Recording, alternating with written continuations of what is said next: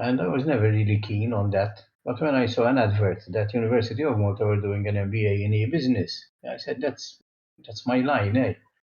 And I decided to go in for it.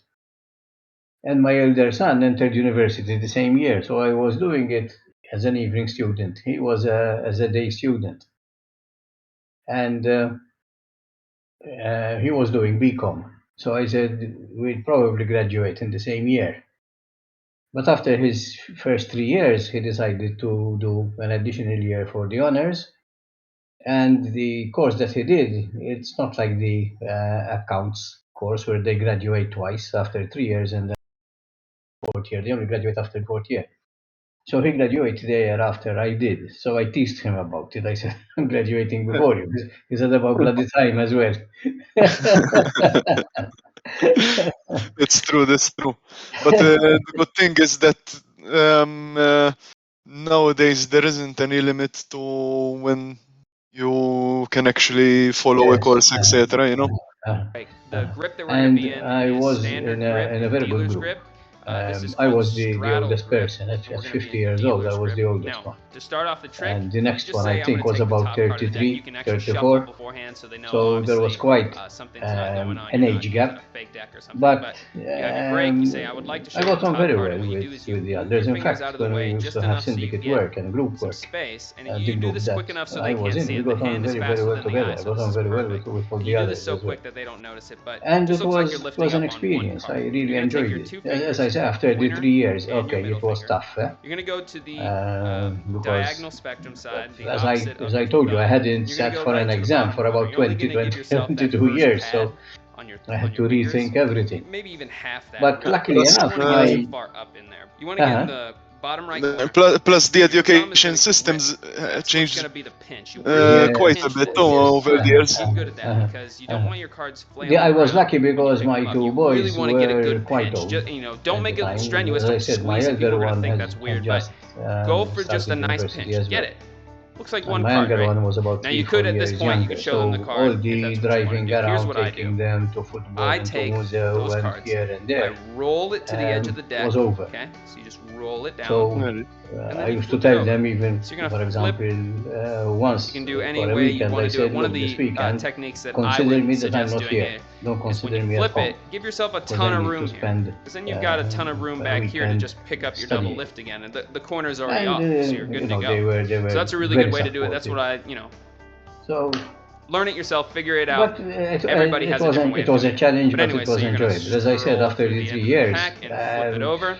I said, And what that am I is going just to do completing the double with lift. myself? Everything else from here on out is completely easy. This is when, absolutely when no it sleight of was hand o- and whatsoever. when The it was sleight of hand over, is because over, I felt and now the trick a is just to void be revealed. So what you in do that. at this point is you And just take the top the card. tutor Obviously, that I don't show had it. for my It's not their card. dissertation But you're going to take told their me speak card, sense, and you're going to very put it nice somewhere in the chap. center.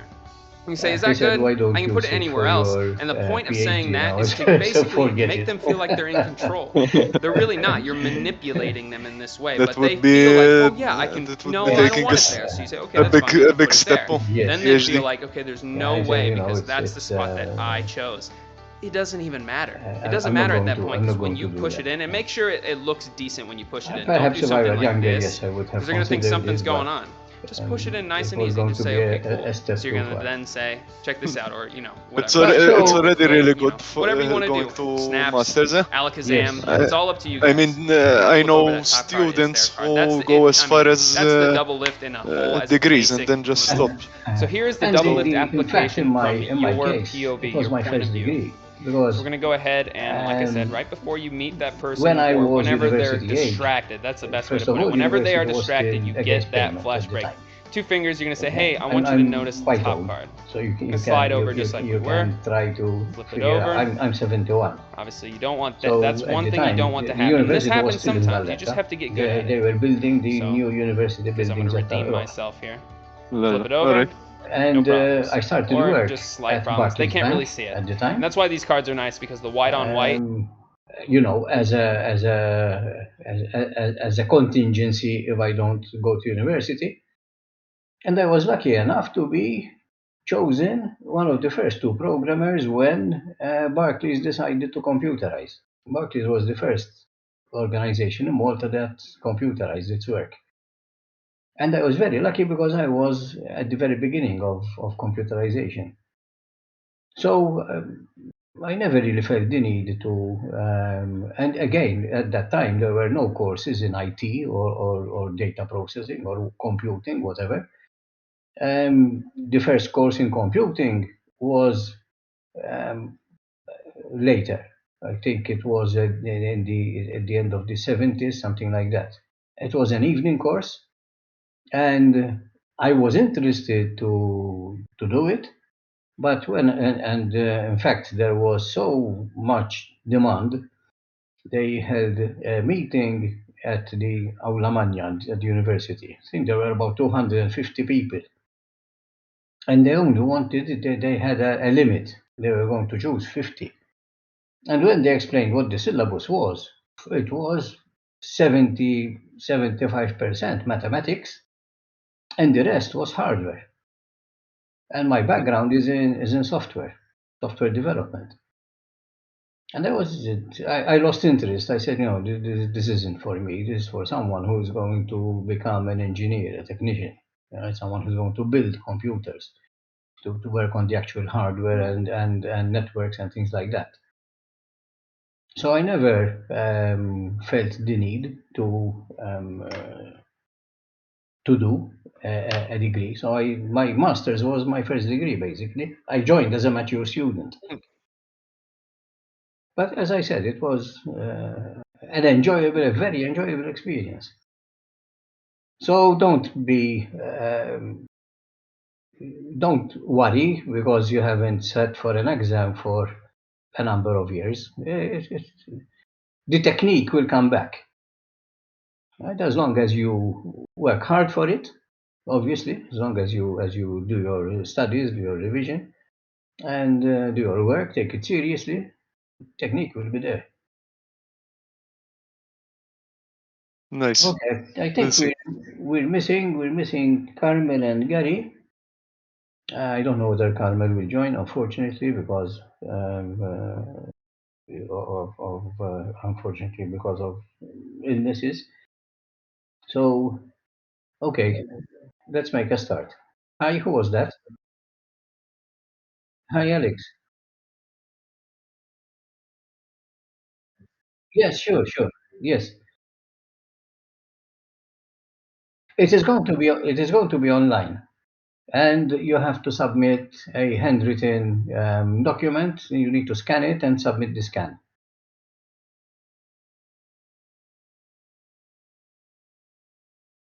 Uh, Alexandru, I do not think that you need to have your webcams on, but the instructions will come from the registrar. Okay, because obviously it's the admin people who take care of that side of things. As far as I know, you don't need webcams, as far as I know. Okay, but as I said, it's the admin people who will really give you the instructions. Okay, you will be given some extra time to upload because obviously some people might have problems in accessing the network. Okay, but and there will be some contingency arrangements. If someone is without internet or someone has a really huge emergency, there would be some contingency. But it's the admin people who set the rules and who set the processes. Okay, what I can tell you is that your exam paper will be 4 questions and you need to choose two. We're going to do a sample exam paper today. In fact, I think I told you last lesson, last Friday, and I asked you to go through it and prepare some points on how you would answer it. Okay, but the actual process, all right, of the exam, the best people to tell you about that would be admin. Okay, because I might tell you something that is obviously I know what happened in the last batch of exams, how they were held, but the admin people could have changed some processes, and I might tell you one thing, and it will be not updated, right? Not the actual scenario.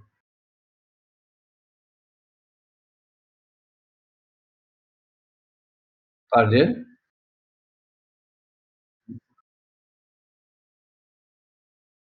You're not supposed to have your slides open, okay? Because that will be plagiarism, okay?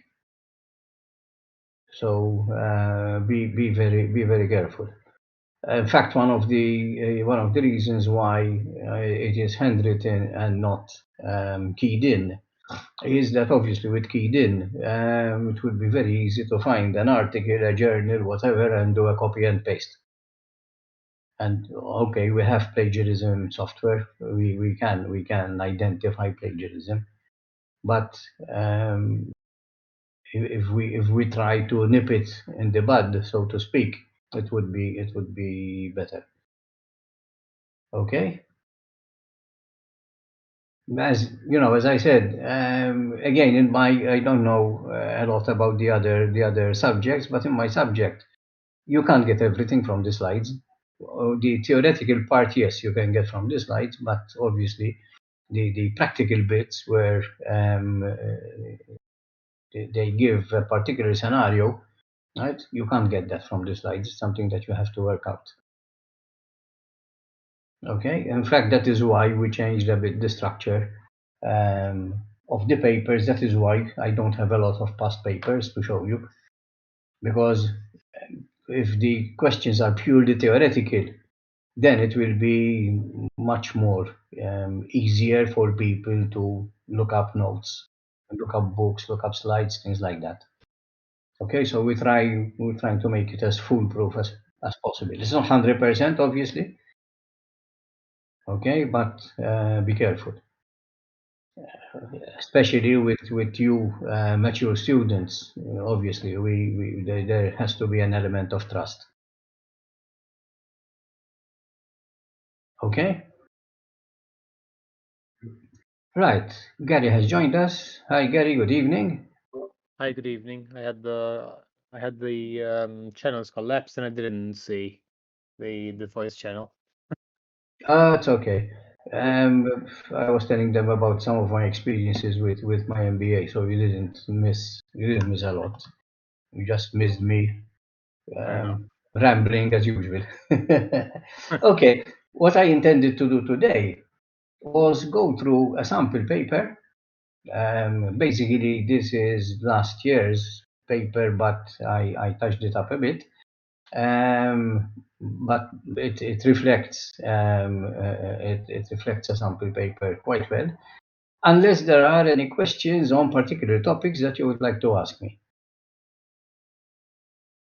Okay, so if there are any particular questions, just let me know now, so that we can start off with them. Before I start on this, the sample paper is on Moodle, and I have prepared a presentation with sample suggested answers, with suggested answers for the sample paper. Obviously, these are not the answers cast in stone, and people might come up with different ideas. And if they are valid ideas, obviously they will be marked accordingly. I sent you an email last week where I told you that I had marked your assignments, the uncle assignment. So have a look at the comments with my grade.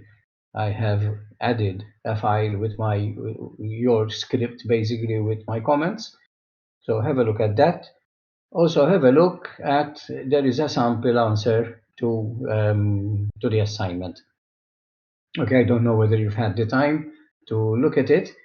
All the assignments were very good, I can tell you. All right, I was quite pleased with the overall standard of the assignments, so well done to all.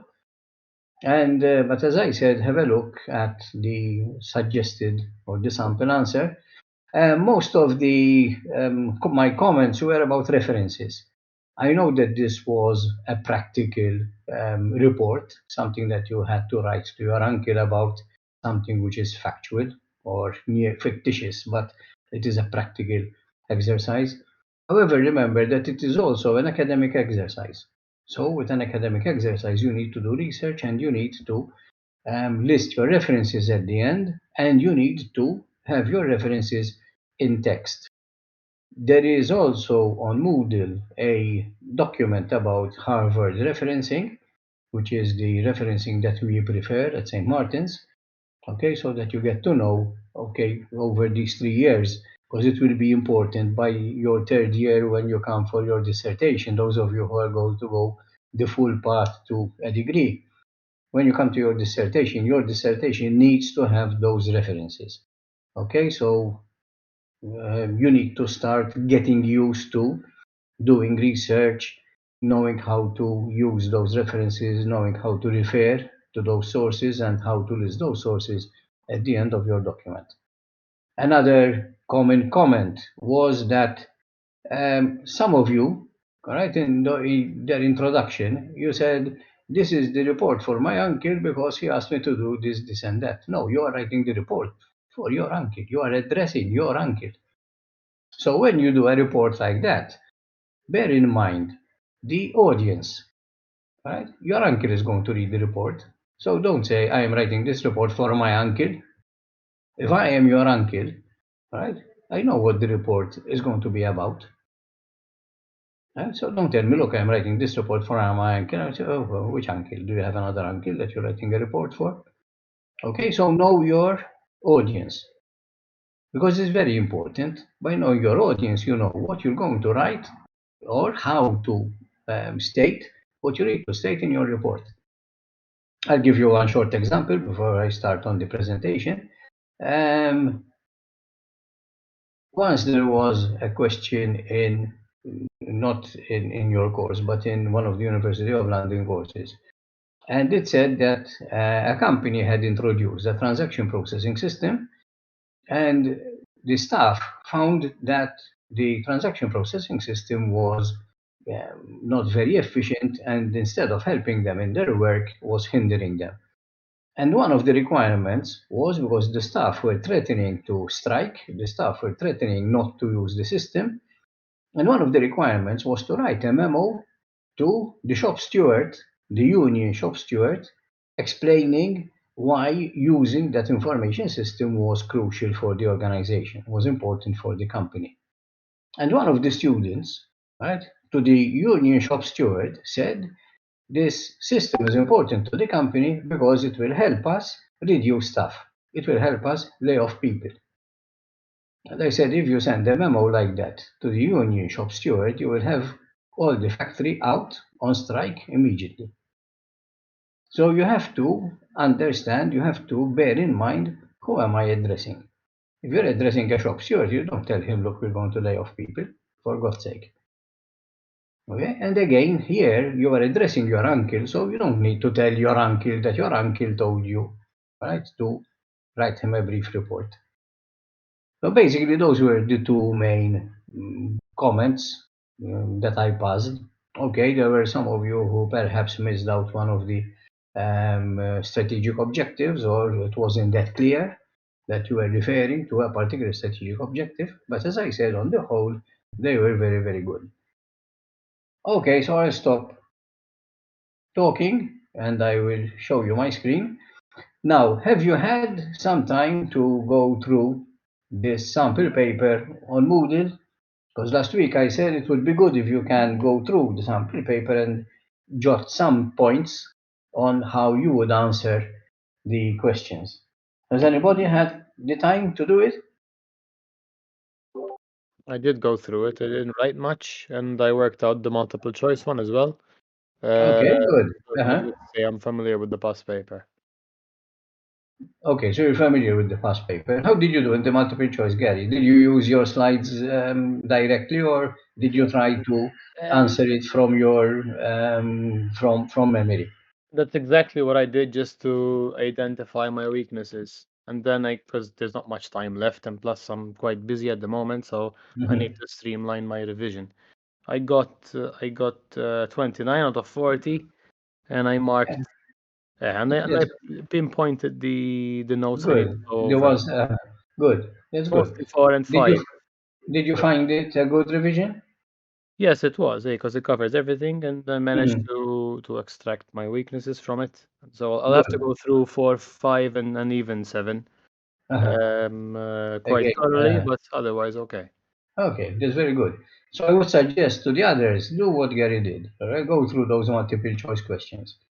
Again, try to do them from memory because it will let you know, and especially if you're halfway through revision or you're quite advanced in revision, then it will give you a good opportunity to see how much you remember.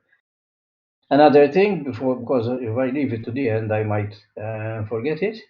This is our last lesson officially. Your exam is Friday week, as far as I know. So if you have any problems, if you have anything that you need clarification on, just either contact me via Discord or via email. All right, and you can use either my personal email, the one I sent my email from today, or the St. Martin's email. All right, and I'll get back to you. And if needs be, we can also do a one-to-one session on Discord. All right, don't leave it to the very end. If you don't send me a question 5 minutes before your exam is due to start, obviously. All right, but throughout the week, throughout the 2 weeks, because basically you have another full week now. If you have any areas where you feel you need some more help, you need some clarification, do let me know. Okay? Right, I've shared my screen. So I'm going to start off by question 1. So question 1 is basically an entity relationship diagram. So read through this, and we'll build up the ERD together. Okay, and I'll ask you to do bits of it yourself so that you get some more revision on ERDs. Okay, read through this, and then tell me what entities we need to show on the entity relationship diagram. Pardon my intrusion, sir, but Yes. this sample paper that we're talking about, this is the one where question 1 is about a car hire firm, etc., right? Yes. Because I believe we did 2 of these questions last time. We did? Yes. Even question 2, we had already started discussing. Yes, I remember. Okay. All right, let's carry on from question 3. Yes, good. Floyd, thanks for reminding me. No problem. Okay. In fact, I'm going to put this as a PDF up on Moodle as well, so that when you read the sample paper and you try the sample paper, you can also refer to the answers. Okay. Yes, I did this with the full timers this morning, so we did it from start to finish. But yes, now I remember we had done the first 2. Okay, so we'll do 3 and 4, and then we'll do another couple of ARDs. Okay, to give you some more practice on that. Right, question 3. Information systems are important enablers of organizational change. There are different degrees of change, and the higher the return, the higher the risk of failure. Write a report to the CEO of a small furniture manufacturing firm explaining the 4 levels of organizational change. What does this remind you of?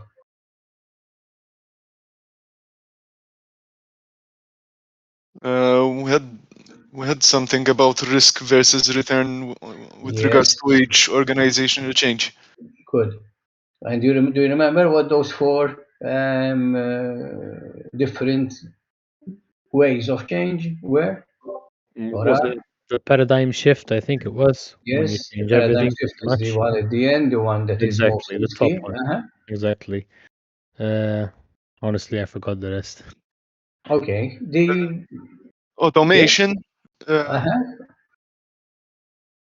Automation, that is the lowest one, the first one. So we've got the first and the last one. The 2 in between. In between. All right. Try to reason things out.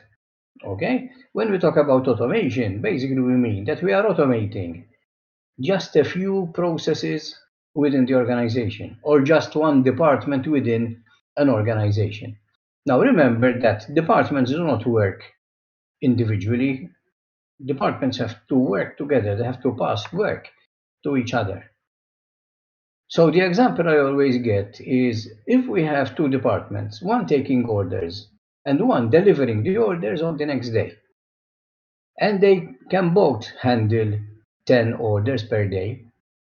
The order taking department can only take 10 orders. Okay, perhaps they have just one employee who is a bit slow, and the order delivery can deliver 10 orders. Now, if we do that automation in the first department, and instead of getting 10 orders per day, we are now handling 20 orders per day, what's going to happen? The delivery department is still only able to handle 10 orders. So day one, we're going to take 20 orders. Day two, we are going to deliver only 10 orders out of those 20 because we can't handle more than 10. So we're going to have 10 orders extra, outstanding. But in that day, during that day, the ordering department is taking another 20 orders. So the following day, we have 30 orders to deliver, 20 taken the day before and 10 that were outstanding. But we can only deliver 10. So day 3, we're going to have 20 orders outstanding now. So it is going to make matters worse, right? The more we go in the future, the more our backlog is going to increase. So the next step up from automation would be rationalization of processes. Okay, let me bring this up.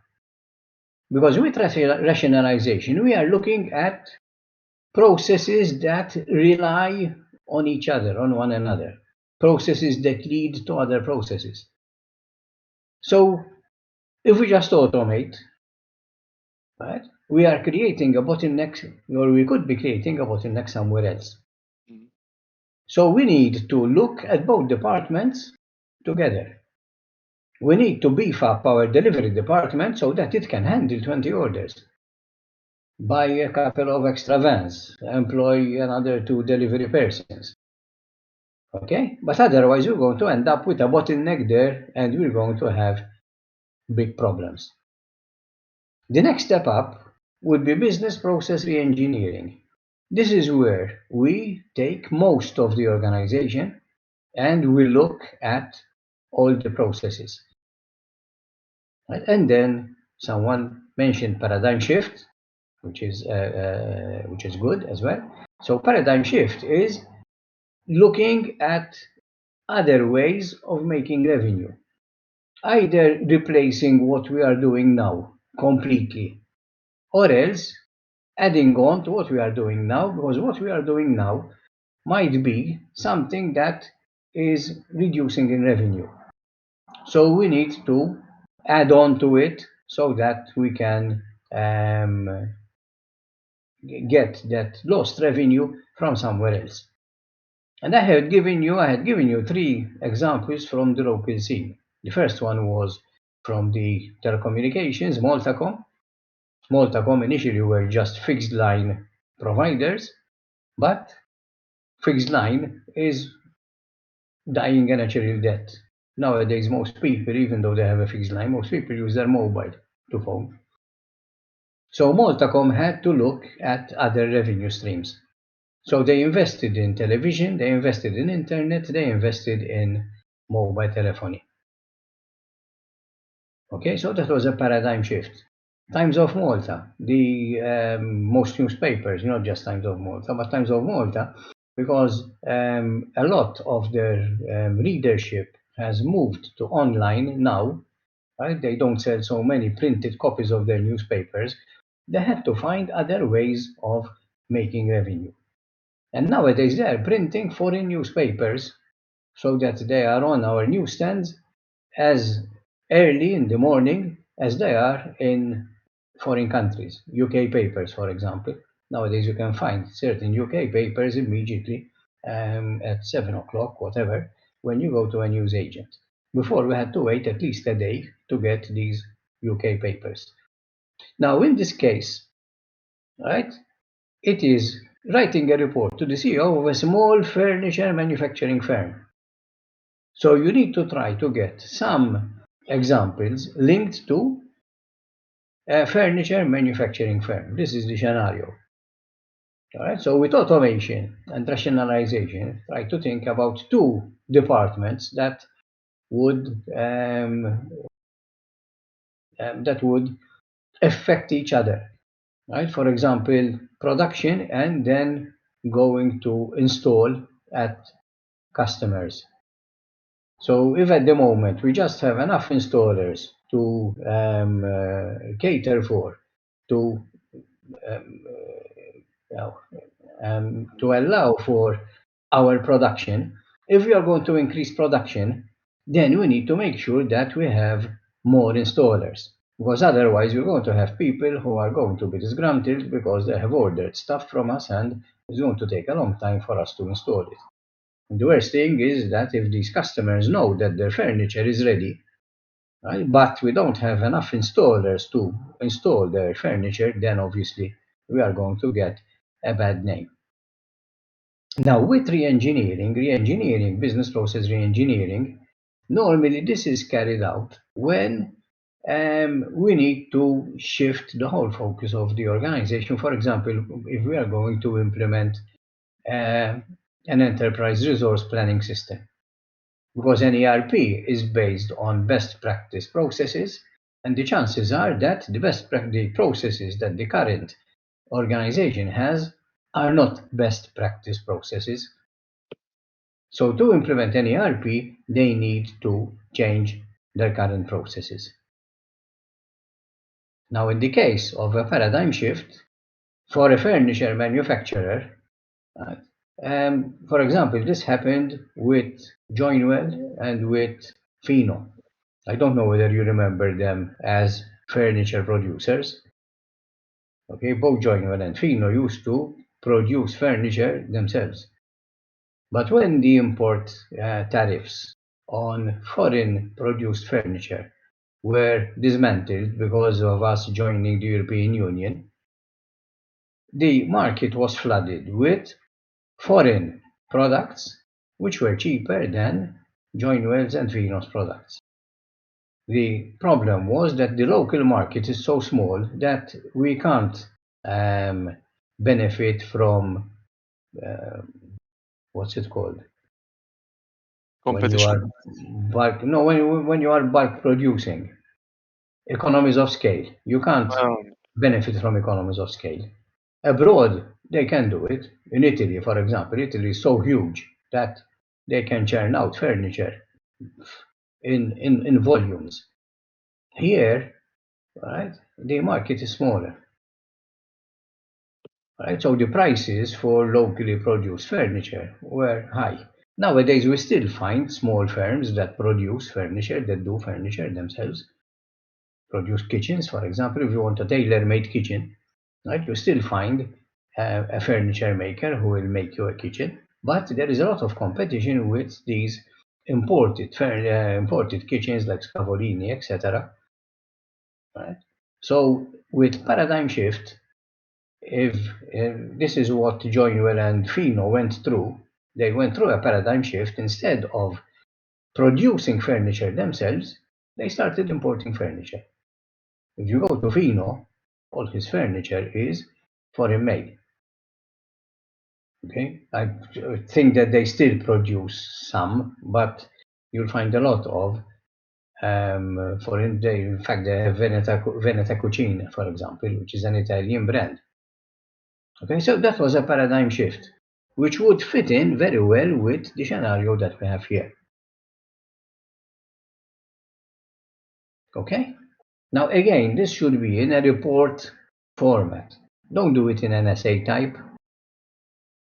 And in an exam, the report format, don't go the whole hog, a title sheet, a contents list, things like that.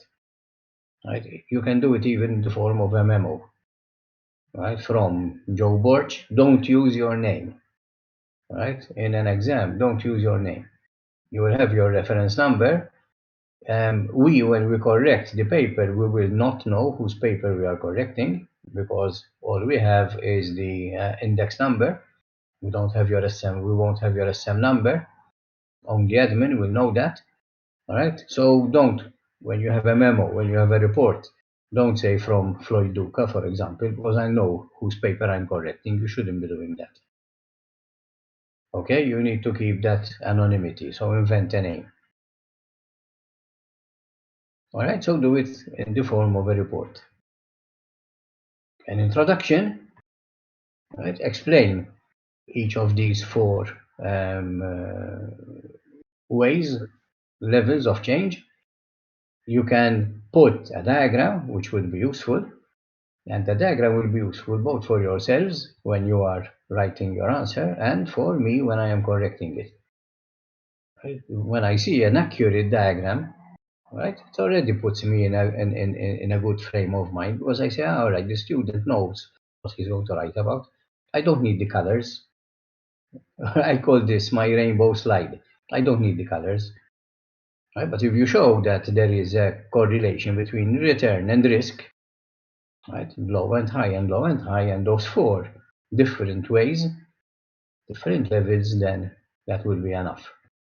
Right? But not just the diagram, explain what they are and put them in context of your scenario, in this case of the furniture manufacturer.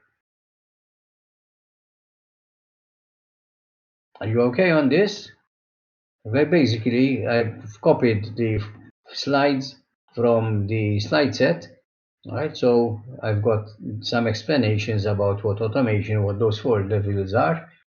Basically, I've been talking through them, so I don't need to go through the slides again. Okay, but the important things to understand, to realize, are the diagram and the report format, and get as many examples as you can linked to the scenario. This is the theoretical part, the description of those four ways. All right, that's the theoretical part. Right? The practical part is how we link those four to the current scenario. Am I clear on this? Anybody needs to ask anything about it?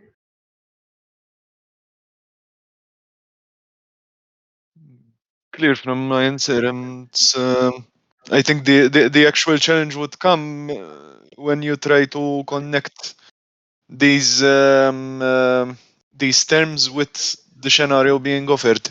Yes. Because, but I guess that's the point of asking a question like that, of course. So exactly, and obviously we can't all be experts on furniture manufacturing, or if it's about an insurance company, for example.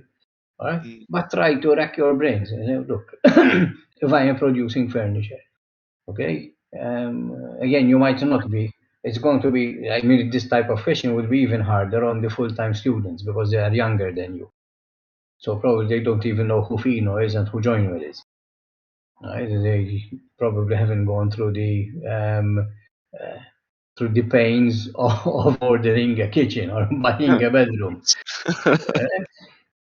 Yeah, but you try to. Obviously, I keep that in mind as well. That people are not experts in everything. Not that I am. All right, but that's the type of question that you will have.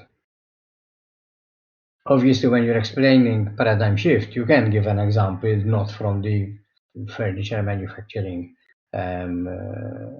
background industry, right? But then if you can say, look, in this case, right, the furniture manufacturer can also import ready-made furniture from abroad, right, to boost revenue if his revenue from tailor-made furniture is going down. All right, then that would be an added bonus. Okay. No questions about 3? No, I'm okay. I just need to study them. Okay. Same. Second did. All right. Okay, so question 4. This is perhaps more straightforward. Your cousin has started a small business creating handmade, customized greeting cards for special occasions. Her unique and attractive artwork has resulted in a flourishing business with orders flooding in from all over Malta. She would now like to go global and has asked you for your advice on whether she should consider selling online. She has asked you to write an informal report explaining in detail. Again, this should be in report style. Hi, Carmel. How are you? Hi. Okay. Okay. Sorry for being late. No problem, Carmel. No problem. Right. We're going through questions 3 and 4 from the sample paper on Moodle, Carmel. Okay. Okay. So we've just finished question 3 and doing question 4. As I told the others, this is our last lesson, but if you have any issues before your exam, if you need some clarifications, all right, don't hesitate to contact me either through Discord or through email, all right, and I'll come back. Okay? All right, so the question is, she has asked you to write an informal report explaining in detail 4 tangible business benefits of e-commerce and 4 intangible business benefits of e-commerce. Now, what's the difference between tangible and intangible?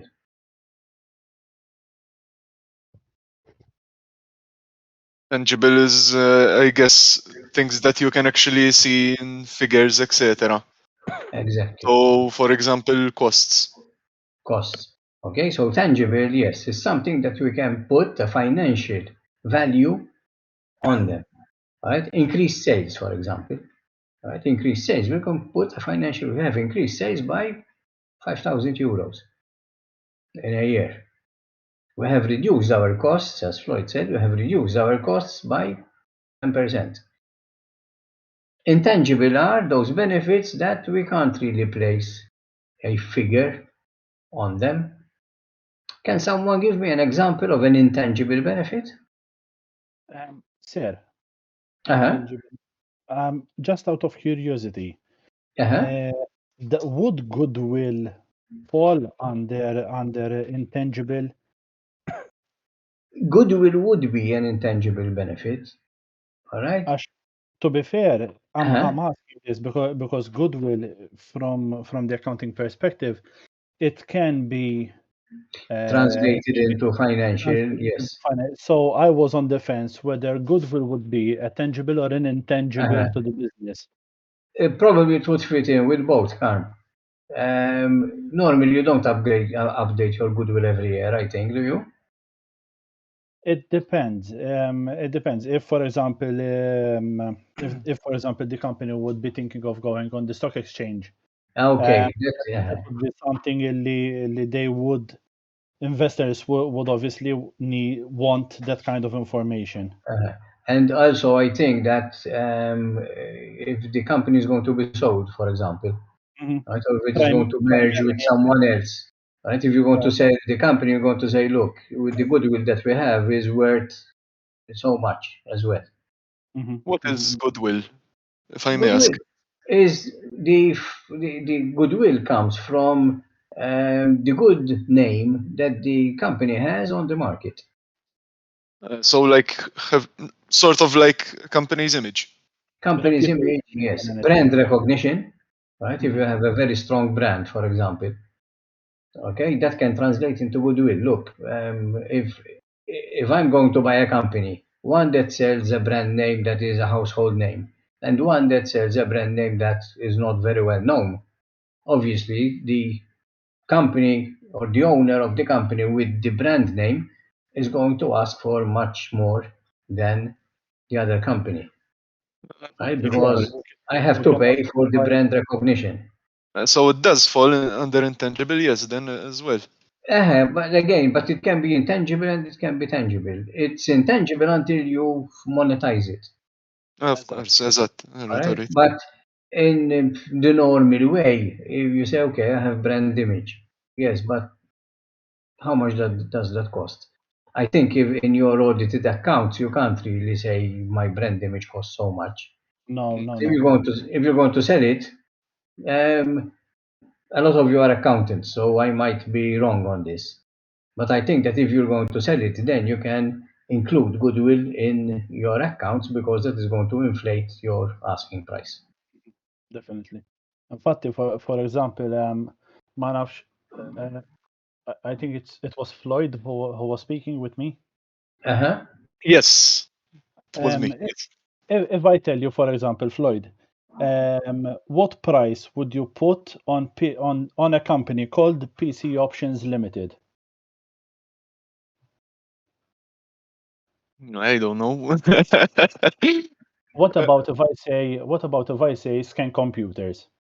Then yes, because there's more recognition. Yes, Yes. Uh, Good. yes, Scan yes, I Computers understand. Mhm. Scan Computers is the brand name, is the trading Mhm. name used by PC Options Limited. They are one and the Mhm. same company. That's Good, right. good example, Kenneth, process. Thank you. Okay. But they wouldn't put goodwill just because they have the brand name in their normal accounts, I would No, think, can it? Okay, no, they no, would no. then include it when the valuation of the company is being negotiated with the buyer, Mhm. because obviously it is going to put the price, is going to put the price up. No. Okay, So so we there's an found goodwill that could fit in both. All right. Any other intangible benefit that you can think of? Customer service, Customer service, I would say, rather than perhaps. customer service, customer satisfaction. Okay, if we increase customer satisfaction, if we improve customer satisfaction, eventually, yes, it is going to translate into added revenue. Mhm. But it's not something that we can say, our customer satisfaction has increased our sales by 20,000 euros. Okay, so that is intangible. We can't really put a price to it. Can you think of other tangible benefits? So far, we've mentioned costs, we've mentioned increased sales, we've mentioned goodwill that has a leg in both camps. Right? Any other tangible business benefits that you can think of? in this scenario, she does. The small business doesn't say whether or not she has employees with her, right? Yes, it doesn't. Would it be The safe to chance. assume? Would it be safe to assume that she has employees? Yes, you can. You can. When it is not given in the scenario, you can state your assumptions, but state it. Right. So Okay, you're yeah. going to say if she's going to have less expenses, less human resource expenses. No, But say actually, that actually, I would. assuming that she already has employees. Okay, Complicated. Sorry. no, it's okay. I was actually going to go from the other side of the coin. Uh-huh. I would take the level of salary that the personnel is taking versus the profits of the company, meaning Uh-huh. that there has been recent, especially as of late, there has been studies about how an employee who would be paid fairly would Uh-huh. usually give more than double that value in production during the year. So Okay.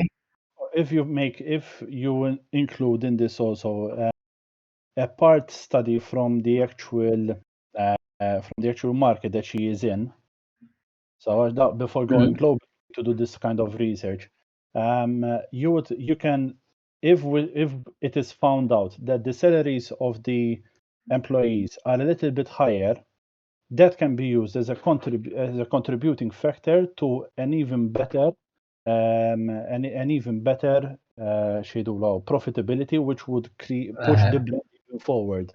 Yes, but bear in mind that here it's are you going to increase your salary, the salaries of your staff, because you are going to have um, uh, an e-commerce site, an No, e-commerce application? no, Because actually, I would use it as part of the propaganda, Madonna zone. Not we're not in North Korea. of the Uh, promotion. of the promotion, showing that the actual business that the actual business that the customers are supporting are also supporting the grander scale of the individuals forming the company, not just the brand. Yes, but the increase in output or the increase in efficiency is going to come about because you are going to increase their salary, not because you are going to have an e-commerce site. Okay, so here it's the tangible and intangible business benefits of e-commerce, Yes, you're right. right? You're right. Sorry. Rather than other actions. I think what Kenneth was saying as well, though, perhaps was saying that a company would look better and hence generate more sales since there is a good company image, perhaps due to Yes, this. but that No, good company image is going to come because you have a more motivated workforce, Mm, not because you have an e-commerce site. You can absolutely. have a more motivated workforce, keeping everything manual, or keeping everything like it is now. Mm, All right, productivity by increasing salaries. mm. You don't need to have an e-commerce site to do that. Are you getting me? Yes, yes, yes, that is understandable, yes.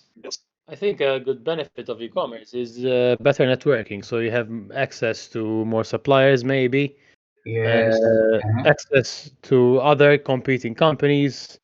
I mean, Mm-hmm. you can learn from them as well. Uh-huh. I guess there's not too many benefits to e-commerce other than the obvious ones. Or maybe I'm not thinking critically enough, but that came Yeah. to mind. Yeah. In fact, on the next slide, I've got an extract from the e-commerce set, and there are only 4 tangible benefits. So that is a bit tricky. You need to know them all 4. On the intangible side, there are about 8. Okay, so it is much easier to think about the intangible. Okay. Okay, and I think we've gone through the tangible ones. You mentioned suppliers. Okay, and on this slide there is supply chain cost reductions. So it ties in with what you said, right? And the cost reductions basically are split into 3. So on the tangible side, there is increased sales. I'm not going to show you the slide right now because uh, I want you to think a bit about the intangibles. But on the tangible side, there are increased sales, and then the cost reductions are split into market cost reductions, supply chain cost reductions, and administrative cost reductions. Yes, because Okay, it's online. Fair enough. all right, because it's online, exactly. Right? And, And even and you can get customers that are designing their own cards online. This ties in a bit to the uncle assignment. Okay, because again, a lot of you suggested that if he has an e-commerce site, it will give his customers the facility, the opportunity to design their own requirements, design their own wedding invitations, design their own brochures. Right? So you're reducing the costs because you don't have one of your staff sitting with the customer doing the design. The customer himself is doing the design. You can probably save one staff as well because you don't need so many people doing designing if your customers are doing the design themselves.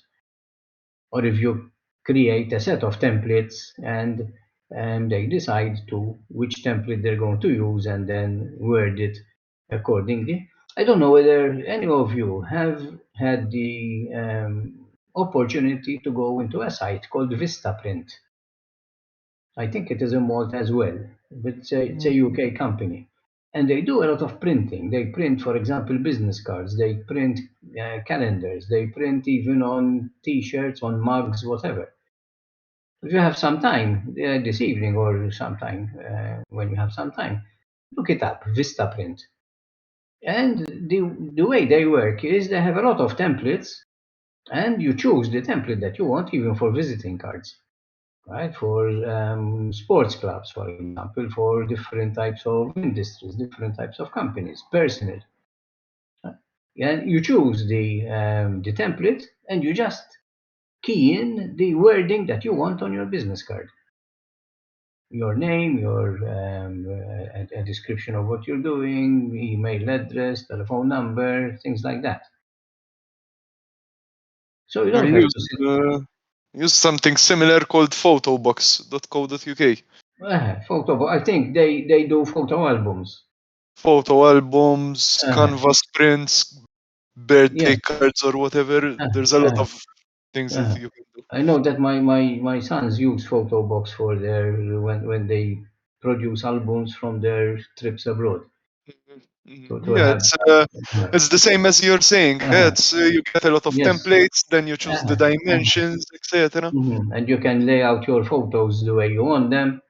Well, there's literally So no interaction whatsoever with a human, sort of. exactly, it's all done. It's all done by the customer, which is the best thing to do. Yes. Okay, so those are the 4 tangible benefits. Now, the intangible benefits, we've mentioned brand image and corporate image. So we mentioned two. We mentioned improved customer experience and improved customer service. Right? What other intangible benefits can you think of? Yes, being able to reach a wider customer base. Yes. I would mention more rapid and responsive marketing communication. Pardon? I More? would more rapid and responsive marketing Yes. communication. Yes. Faster and more customer feedback. Yeah. Right. Quicker response to customer needs. So Availability as well, as long as the web server is up. You can be much more 24/7 than you were before. than you were before. Exactly. Okay. So just to show you the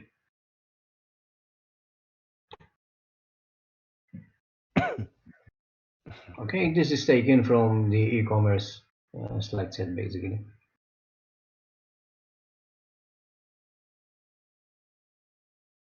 We've mentioned most of those. What is meant by customers expect us to have an online presence? Okay, because nowadays we have we have become so used to Facebook, to websites, things like that, that sometimes the first thing that you do when you're going to deal with a company is let's have a look at their website. Let's see how it is designed. And if it is designed in a professional way, you already get that good feel factor, that good feeling, right? This is a serious company. If the website is shoddy, right? If the website is using different fonts, for example, in different pages of the website, doesn't load, it is slow, right? You might get right a bad impression of that company. Right? Sometimes I know people do it even when they think of applying for a job. Right? They see an advert that is going to hit their imagination and say, yes, this could be something which is good for me. But then you say, let me make some research about this company. And in Maltese, we say, l-ewwel tik online. Right? The first impression is what you see. All right. So that's what is. Okay. All right. Ah, 'Cause, okay. at first, So it looked like a requirement, sort of Okay, e-commerce. all right, okay. But the fact that we are online, we have an online presence, right, is already a strong point in itself. We might be losing sales because we don't have an online presence. And someone might say, order from these or what?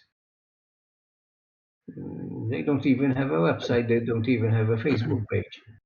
They're so backward. Are they not technologically enabled?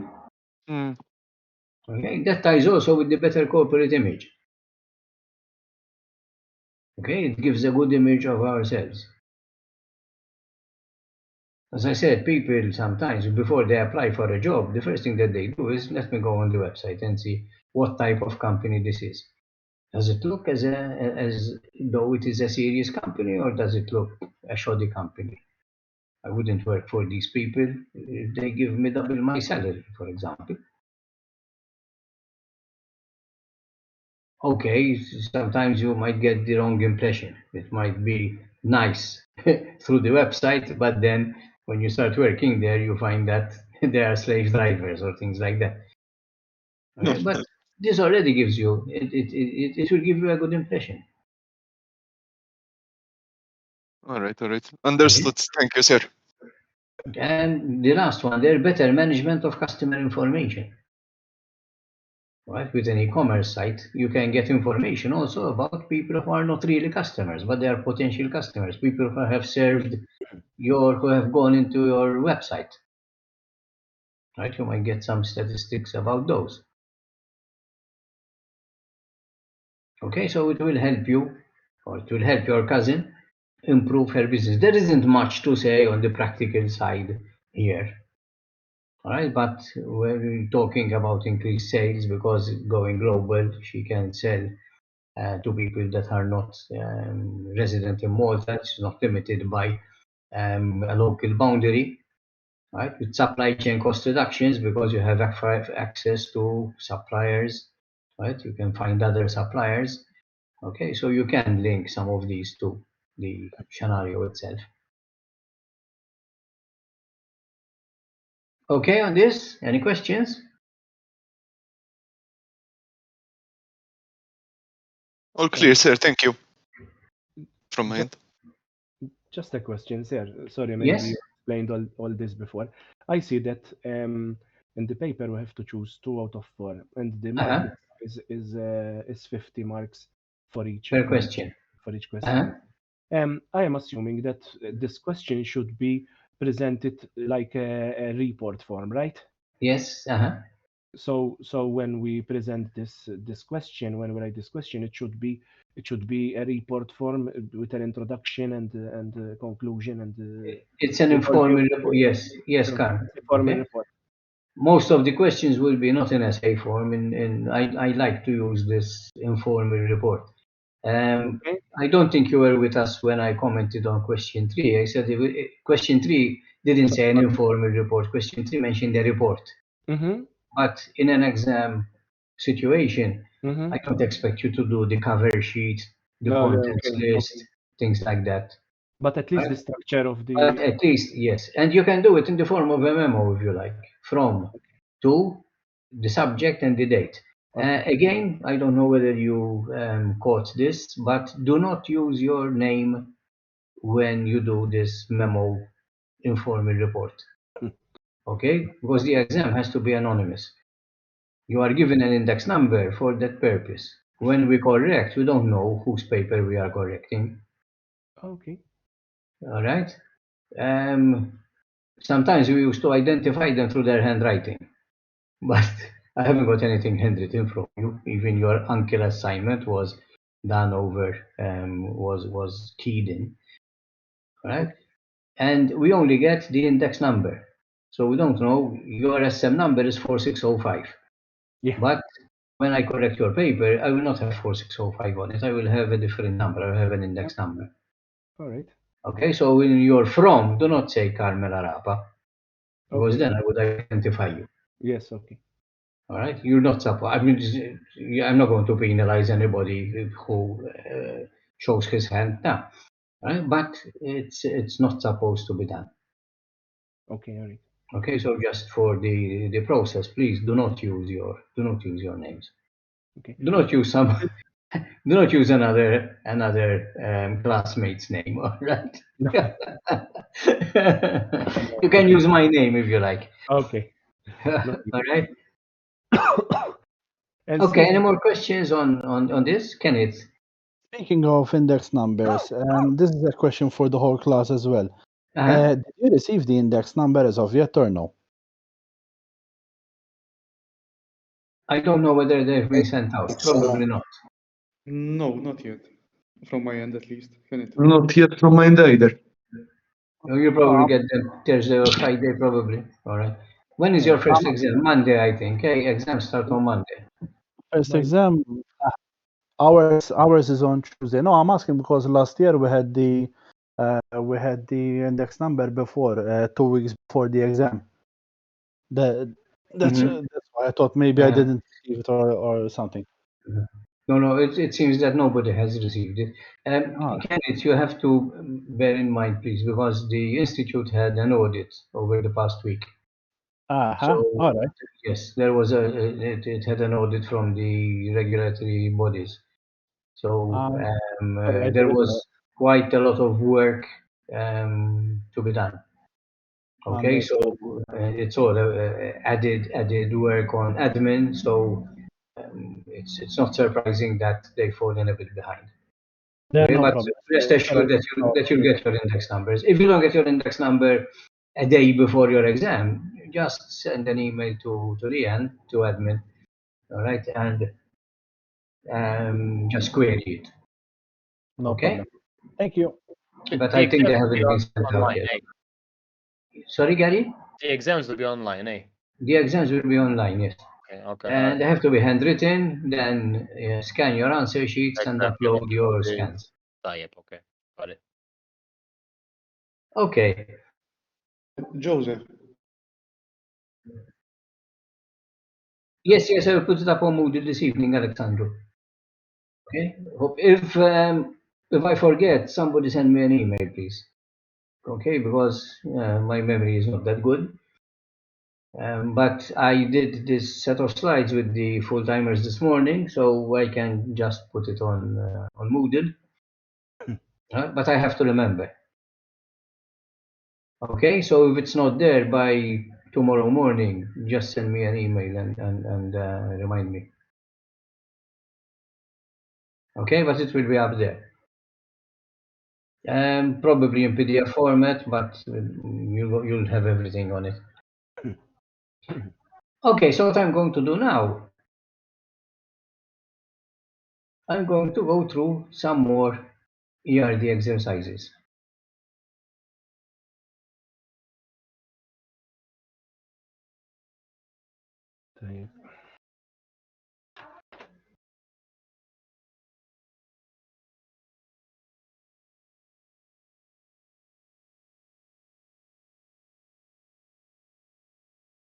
The first one is going to be quite an easy one, I think. So it will set the scene quite nicely.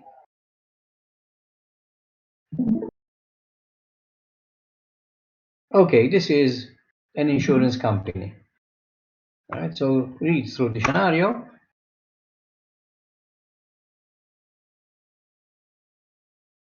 We'll do like we did last week. We'll try to build it up together.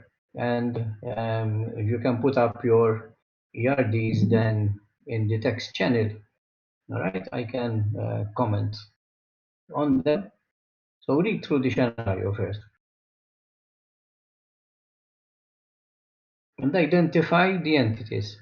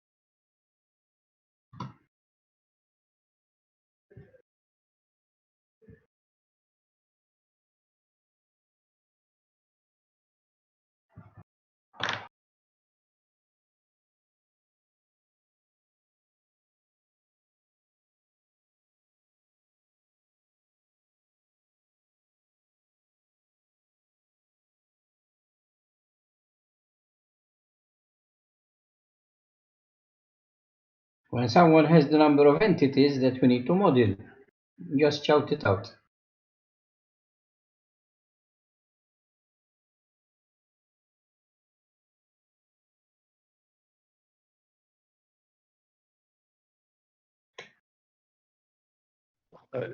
Is it not 4 as we're being shown? Yes. Okay, do you agree that there are 4? Someone thinks that there are more or less? Okay, so the 4 entities that we need to model. Gavin, yes, you're going to say something? I think there are 5 because there's insurance cover as well. Won't it be like a particular band of like particular insurance, like it will be preset? Pardon, Gavin, what's that? I think there's also the insurance cover as well included as an No, the insurance cover is an attribute. okay. All right. What is the sum insured? All right. Okay. All right. Got So, it. for example, it's a life insurance. All right. What is the sum insured? If it's a car insurance, what is the sum insured? The value of the car. All right. House insurance. How much? Okay. So it might not Okay. be the actual term that the industry uses, but Okay. is what I meant. So it's an attribute of policy. Okay, so we have four attributes, four entities, sorry. And those four entities, so the first thing that we need to do is draw a relationship matrix. So the first thing that we do is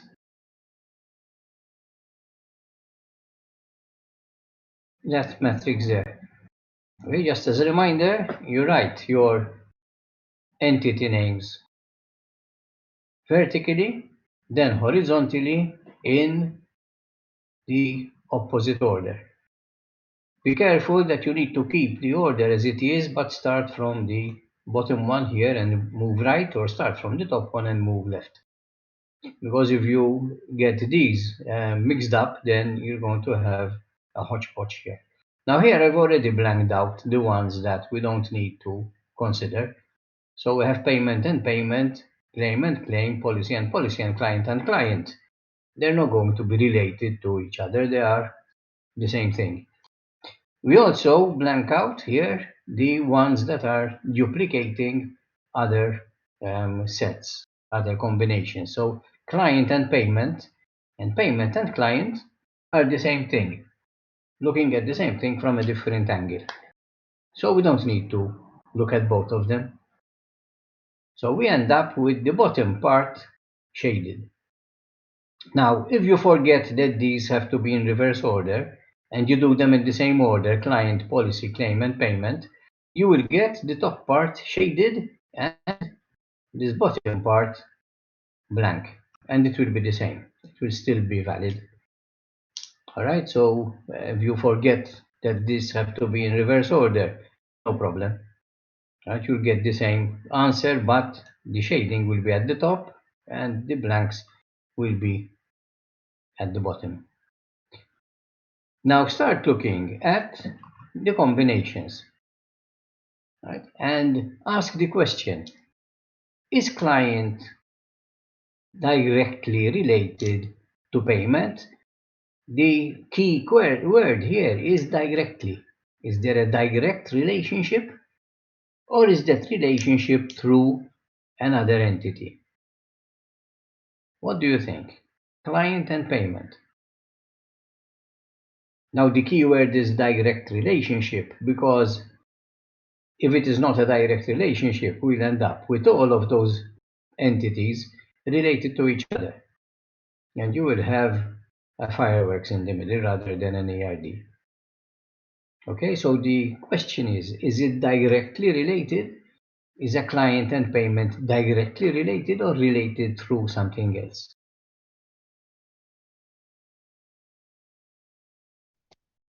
I think it would be if it's the payment that is being issued through to the client. Mm-hmm. I think it would be related through the claim, no? Yes. Because you have to claim first and then get the payment. Exactly. All right. In fact, okay, you are right that it is not directly related. But here, okay, let's get to the next one. Is client and claim directly related or related through another entity? Perhaps through the policy. Through the policy, exactly. Okay, so client and payment and client and claim are not related directly. They are related through the policy. So client and policy, is there a direct relationship there? Yes. Obviously. All right. Now think of the cardinality. How many of client can be related to how many of policy? Can a client have more than one policy? Yes. Yes. Can a particular policy call more than one client? No. No. So in that case, we have a one-to-many relationship. One client and many policies.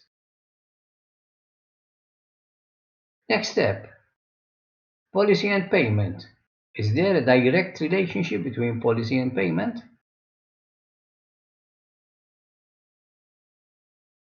Or is the relationship through something else? Pardon, Alexandro?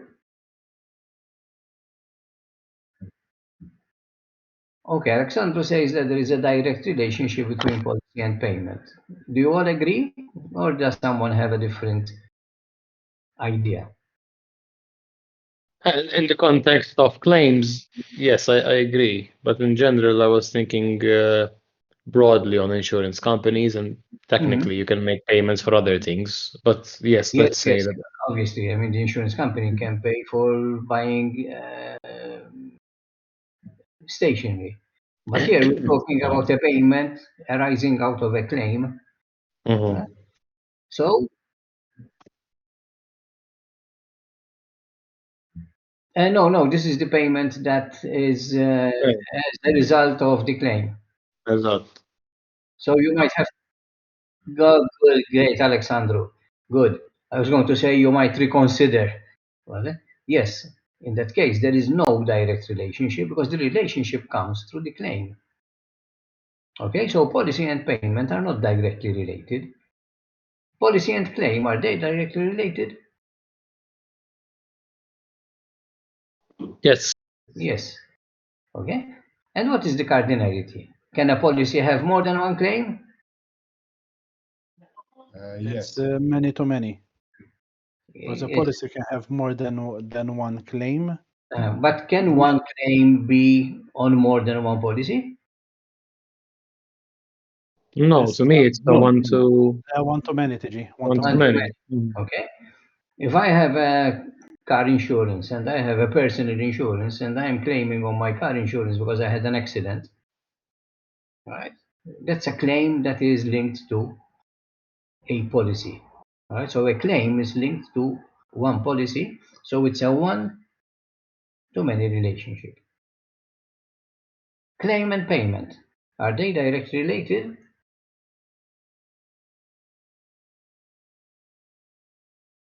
Yes, I think. Yes. All right, and what is the cardinality? Can a claim have more than one payment? Yes. No. I think in the Yes. normal circumstances, it's one to one. I like the yes on one side and no on the other side. Uh, okay, the company might. I don't think that a company would, if the company accepts your claim, I don't think that it will make payments in installments. All right, though Fair enough. logically, yes, perhaps it could happen. So one to one and one to many are both right. All right, in this case, I just put it as one to one, and because obviously one payment is linked to one claim. You might stretch it and say, but if a customer, the same customer, has three claims and they are all accepted by the insurance company and they make one payment, but that one payment would basically be one, they make one check, but they are paying three claims. Okay, so that a payment would basically be a payment for a claim. All right. So Now that you have, yes? in this case, however, all right, we have one payment would be related specifically to one claim, Mm-hmm. but a claim can have multiple payments. For example, if you have first you pay to open the claim, then if it is Accepted. مقطوع kontriq, accepted, but then it turns out that you were at fault, you would need to do additional payments to the same claim, Okay, no? but Kenneth, here we are talking about the payment by the company to the customer against a claim. All right. Okay, I have all right. I have claimed. Let's say I have house insurance, and because of lightning, my TV was damaged beyond repair. Okay, so I claim because it's insured, and I say, look, I have to buy a new TV, which costs 400 euros. So the payment would be the insurance company accepts my claim and pays me for the damage that I have suffered. Not the other way around. I have to pay to open a claim, and then if the claim is vexatious, I have to pay a penalty or whatever. So basically, it's a payment for. I think it's. Let's have a look at the scenario there. Okay, well, basically even there here payment number, claim number, date of payment, amount paid. Not all claims are accepted by the company. So if a claim is not accepted by the company, it doesn't pay out. Right? Right. Okay. Okay, so now, knowing those three relationships, draw the first cut TRD. Now in this case, the first cut TRD is going to be the second cut TRD because you don't have many-to-many relationships. There is nothing to resolve there. All right, there are one-to-many and one-to-one. So there isn't a many-to-many relationship. So this is going to be an easy one. Okay, so if you draw the diagram and post it on the text channel, you can have a look at it.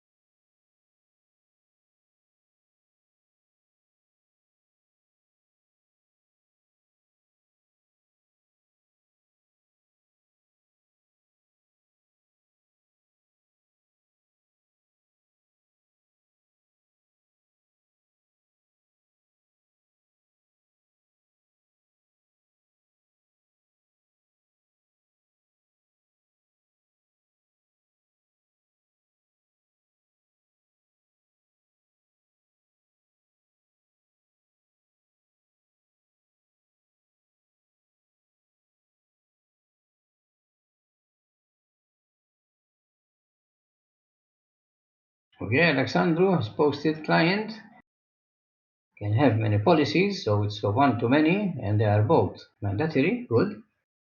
A policy may have a number of claims, but it is not mandatory because you could have a policy and the customer has never claimed on it, so it is optional. Very good. And a claim can have a number of payments. You've got the 1 and 0 on the payment side, the other way around. The 0 means that it is optional. The claim might not have a payment. Okay? But then the 1, yes, it's 1-to-1. Okay? That is good.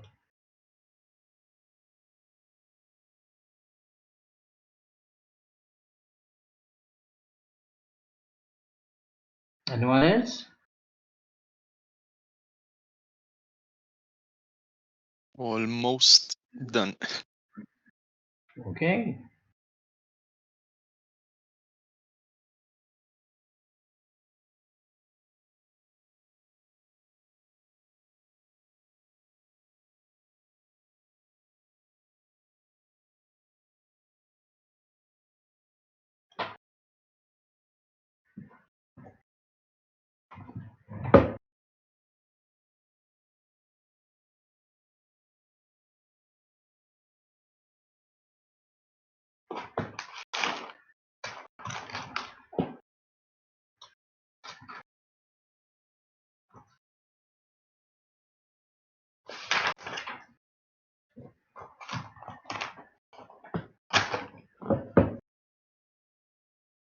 Okay, Gary, let's see.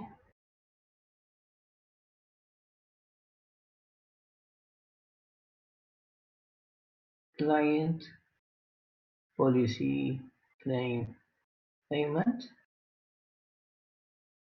One-to-many, one-to-many, one-to-one.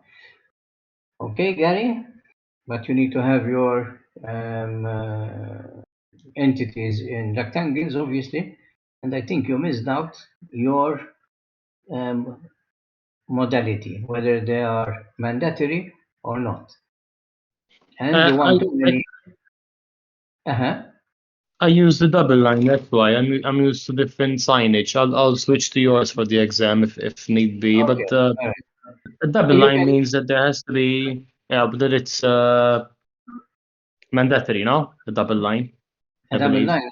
But here, I think you said one to M, if I'm seeing As right. opposed to N, A. Yeah, it M. needs to be N. No, it's not just opposed to N, but it's using that greater than or less than symbol. Or else another way of doing it is what they use in class diagrams, having one dot dot dot asterisk to show one to many, or zero dot dot dot asterisk to show that it is optional, not mandatory. Okay, Okay. all right. I'll just pick one and get used to it for the exam. All right. Otherwise, Thank you. it's correct. Okay, thank you. I drew the boxes as well, the entities. Yes, Alexandru used the crow's foot. Yes. All right. There's a link there. Right. That's what they call it, a crow's foot. Yes, I've seen it. It's kind of blank. Eh? It's all white with looks like a text. Mm.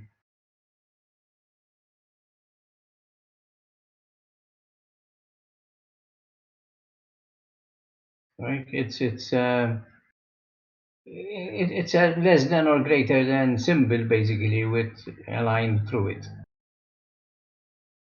Okay, but that's a good link, Alexandru. So if you open that link, it will give you the different permutations.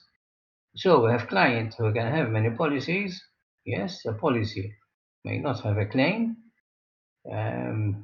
Okay, you have the two double lines here against policy, Floyd, right? But then you have an inverted V, which I think is extra. You rub that out. Yes, indeed. Yes, yes. All right. So on the I policy should, side, it will be the two lines on the policy side. yeah, I should start doing these in pencil. Clear. All right. And then claim and payment.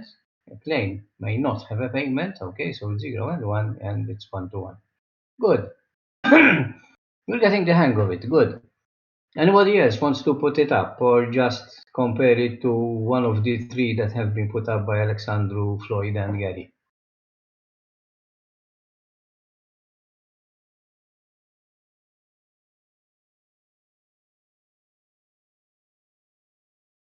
So basically, this is what they have put up.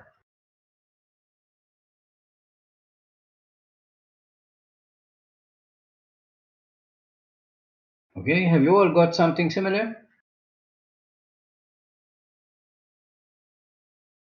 Anybody have any problems with Sir, this? Hey, Daryl. sir. Yes, can you please go through once again the cardinality and modality, the symbols? Okay. Follow my arrow here. Okay.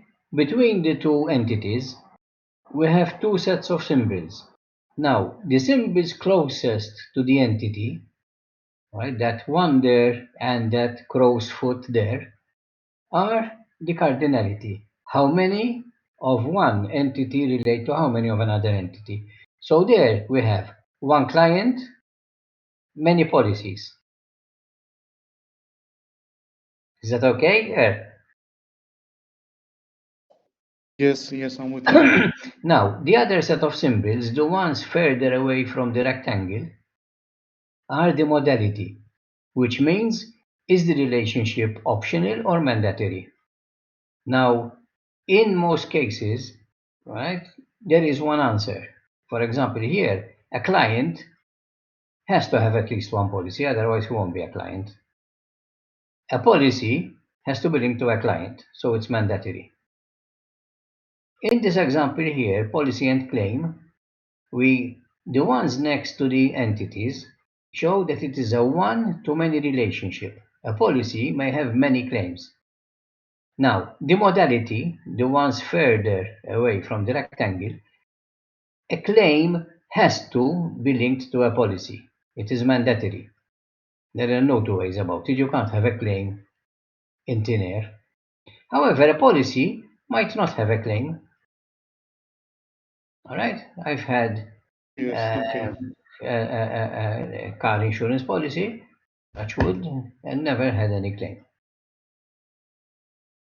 So again, a claim and payment. That's why it's optional kind of this. Yes, it's optional, okay? A claim and payment is a one-to-one relationship. A claim has one payment. All right? Or you can stretch it and say if it is paid in installments, a claim may have many payments. Now, a payment has to be linked to a claim. Otherwise, someone is fiddling the books. A claim may not have a payment. If the claim is not accepted by the company, then it is not going to be paid out. All right? Clear now? All right. Thank you. Okay, now this is the first cut TRD. And as I said before, since there are no many-to-many relationships, the second cut will be the same. Now, in the second cut TRD, we include the attributes. The attributes that have been given in our scenario. The third question in the scenario is to denote primary keys and foreign keys. Let's think about the primary keys first. What is the purpose of a primary key? A primary key is there to identify a unique,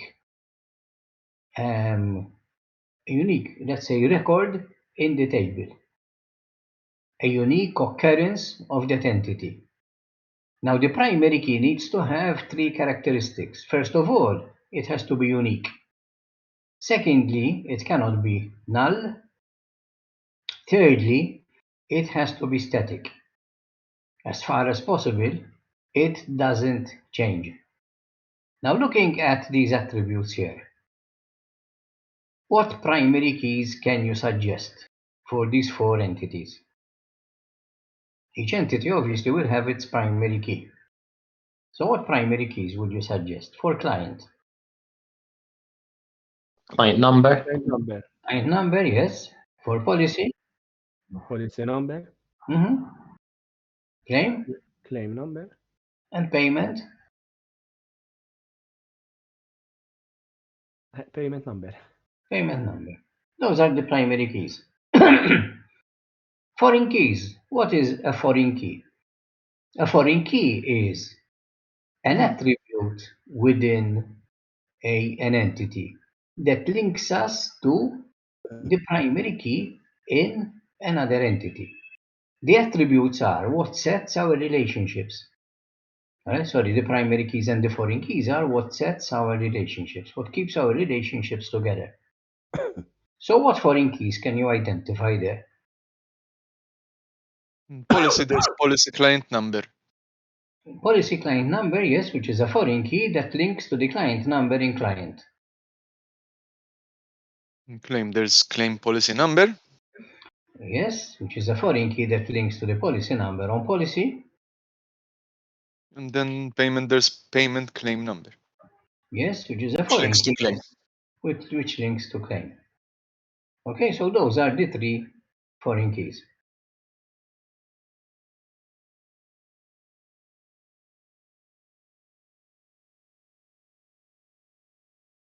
Happy with that? Yes. Yep. All right, everybody happy? Nigel, you've been very quiet.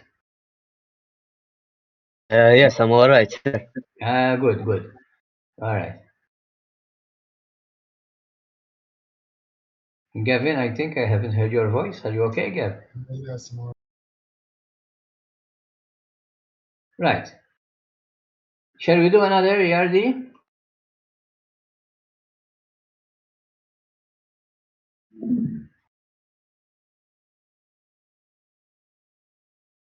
Now for this, I haven't got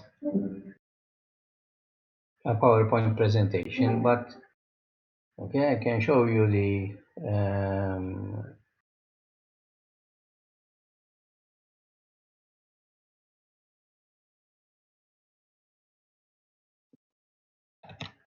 let me just share my screen. I have two exercises here.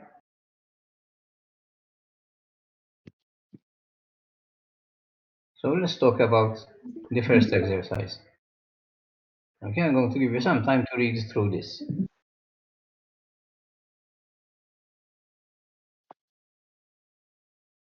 Now here the entities are not given, right? Blimar, as we say in Maltese, right? They are not, right? Like we had in the previous example. You have to identify the entities here.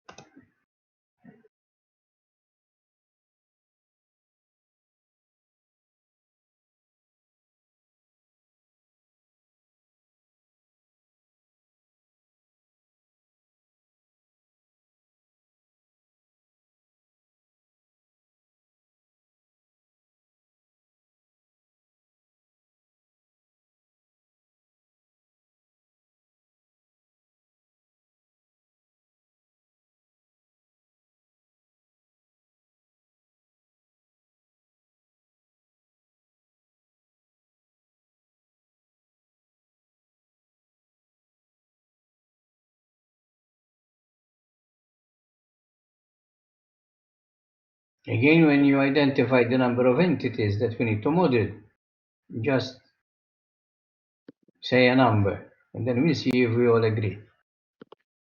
Who is that, Alexandru? 4. Okay, 5, 4. We're going down. Now I'm afraid to say mine because it's 3. Anybody has 2? Madonna. Anybody has 2? No? Anybody has 1? Anybody has 0? Okay. Was it you, Floyd, who said you have 3? Yes. Okay. What are your 3? It's Let's member, start with the lower number. It's member, yes. there's vehicle, Uh-huh. and visit, as in Yes. when a person visits the car park. Yes.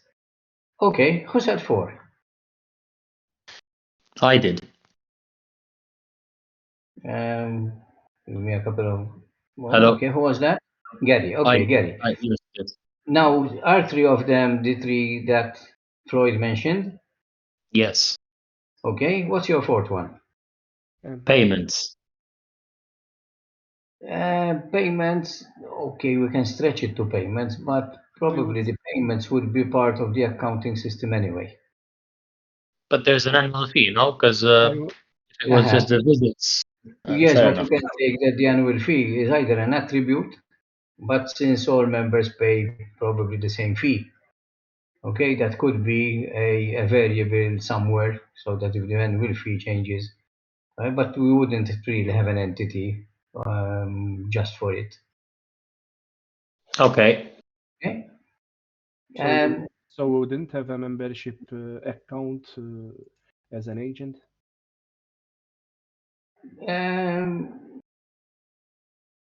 Okay, let's say you have a member, because but if they need here to control whether the vehicle is able to access the park or not, and but how that could many be, times it's been used. but that could be an attribute within member itself. Okay. You will have a balance, for example, what the member owns. Okay. All right. Who said 5? I think it was Alexandru who said 5.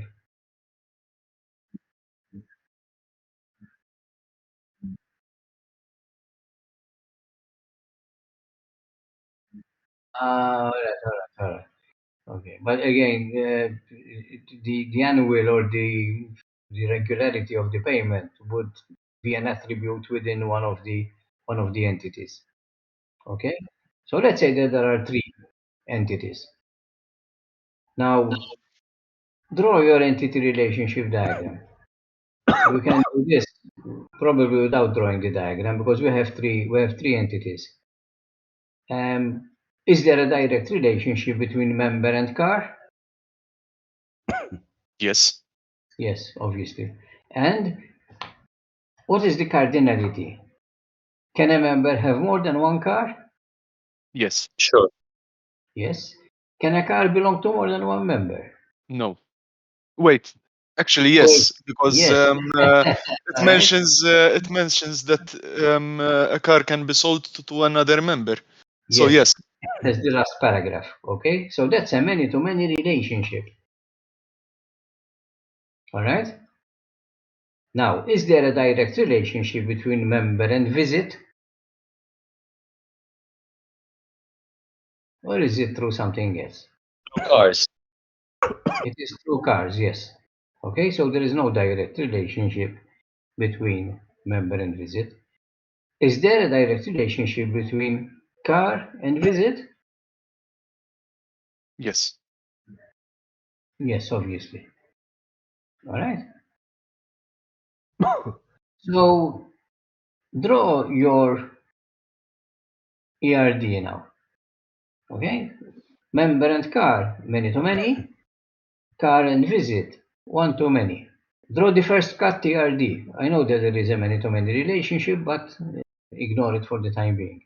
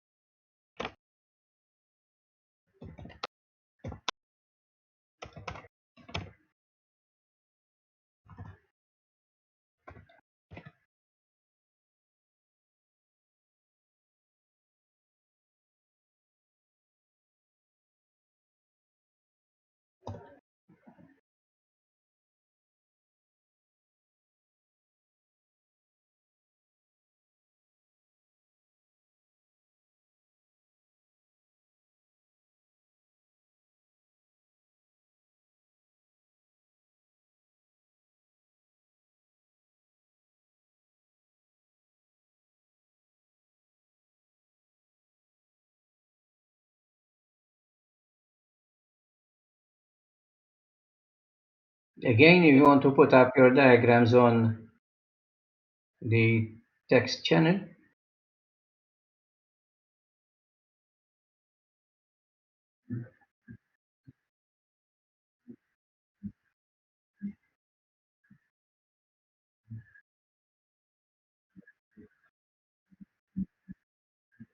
uh-huh.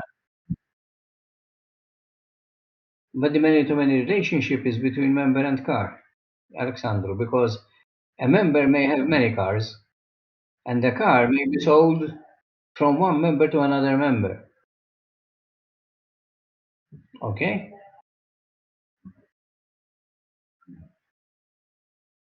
Yes, a member can only visit with one car at any one time.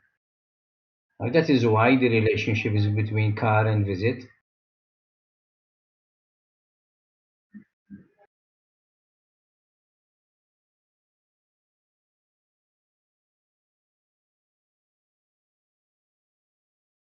No, we connect the member to the car because there is a many-to-many relationship between member and car, and the one-to-many relationship between car and visit. So you do not connect member and visit. All right?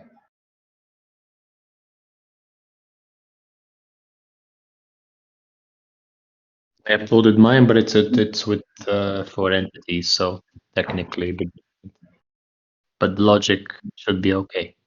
Okay, because you added payment to check. Yes. What's the first one called, please, Gary? My members, starting from the left, members, cars, payments, visits. Members, cars, So payment, visit. members goes into cars, many to many. That has to be resolved actually, so that you make another entity with the foreign keys. So far it's the first cut. Okay, so that's good. Car can have many visits, yes. Then you have a relationship between a visit and payment and members. Yes, and it's directly connected to members, so we can take the annual fees and the visits themselves. And the fees, the monthly fees for using the car park. Yes. Okay. The many-to-many needs to be resolved, though. The many-to-many needs to be resolved. The payment is not strictly speaking required there. Okay, because you It can be an attribute, like you said. Okay, in your member in your member entity, you can say you can have a flag to say whether he's paid his membership or not, right? And the payment for the visits, that can be part of the accounting system anyway. Okay, Floyd, let's put up member many to many with vehicle one to many with visit, yes, and the modality there, a vehicle might not visit, right, the car park. Yes, the member might have a car that is registered, but he's never used it to visit the car park. He's never parked it there. Good.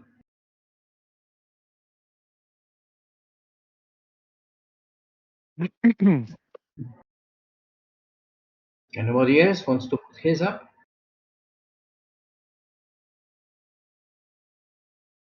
Pardon?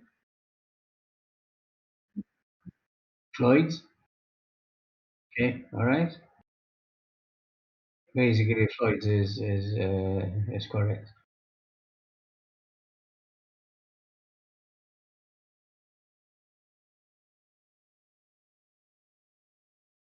Okay, anybody else still working on it? Done. Done, Gavin? Yes. I All might. right, similar to Floyd's? Yes, exactly. Okay. Now do the second cut, TRD. Resolve the many-to-many relationship.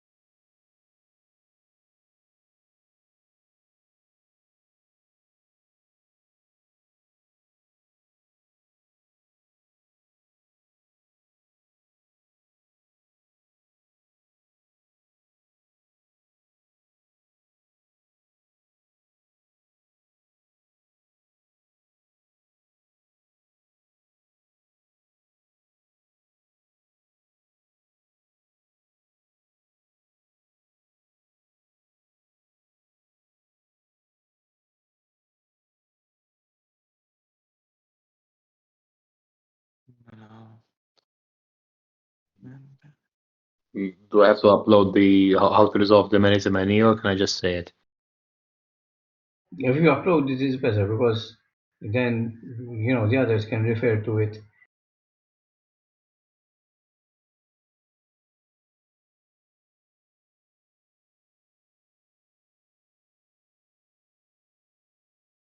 Okay, so we have member, car member,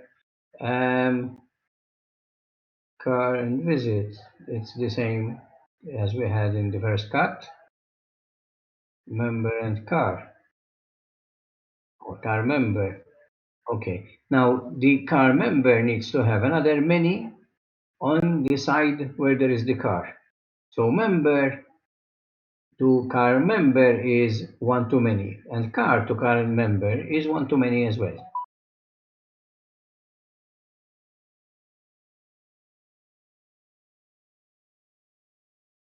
Okay, Alexander. Okay, Even because mine.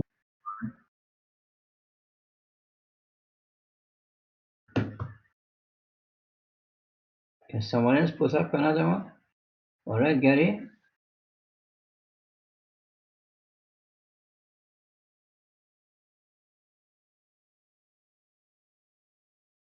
Same thing like Alex, I think. But I can still see member here. Member cars, all right, car. Okay, because it's missing the at the end. Okay, thanks for making it in portrait now instead of landscape. All right, but your visit entity has dropped off the end. But yes, all right, same as Alex. Thank you. Someone else wants to put his up? Floyd? So that I we have was your first cut. I was working on it. Sec. Because I was struggling a bit to make a sensible sort of entity. Name. All right, the entity name. I named it. For example, I named it vehicle list Uh-huh. instead. You could name it ownership. Okay, because basically, if you have an ownership entity, right, on it you will have your member number and your car number and the date when it changed hands, the date of sale.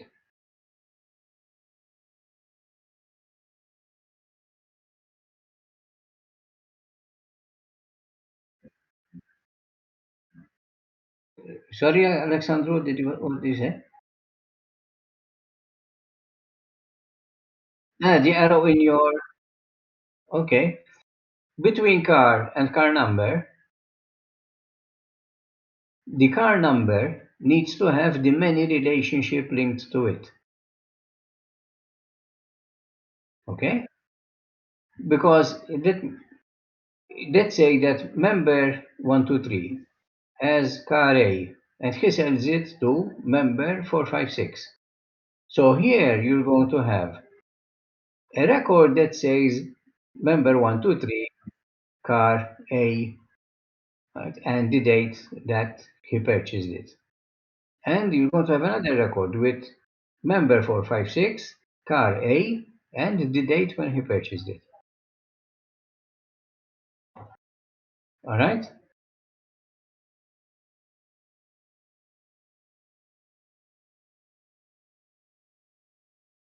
In fact, that was what is it's confusing me. That's In fact, all right. Let's say instead of car number here, you have ownership. All right. This will be a list of, all right, the car, who has owned it from when to when. All right. If it is sold to another member. Okay. So if two members both had the same car, from this table here, that is why I called it ownership. You would know that from a particular date to a particular date, it was owned by member A. Then from a particular date to another date, it was owned by member B. Okay, that is why you will have, all right, the car will appear in more than one record here. Okay, is it clear now?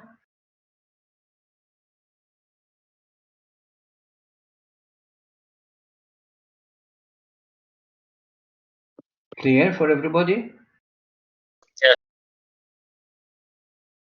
yes, for me it's much clearer now that you were explaining it.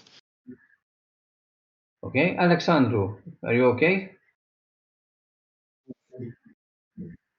Okay, you think so? Shall I do it, say it again? Let's look at Floyd's. All right. In fact, he called this vehicle list here, which is again, right? Your vehicle list will tell you which member has owned which vehicle, because here you will have the date as well when it was sold. All right? That's why you need many. Remember that when you have an associative entity, when we resolve a many-to-many relationship, the associative entity will have two manys to it. Right? we have member one too many on the vehicle list, and in the same with the same reasoning, a vehicle will have a one too many in the vehicle list. All right? Okay. We have some more time left, so let's have an extension to this. Exercise 2. The operators of the car park have decided to have different tariffs for different types of vehicles, depending on the category. Motorcycle, light car, van, SUV, etc. Modify your ERD to reflect these changes. What do you need to add to your ERD?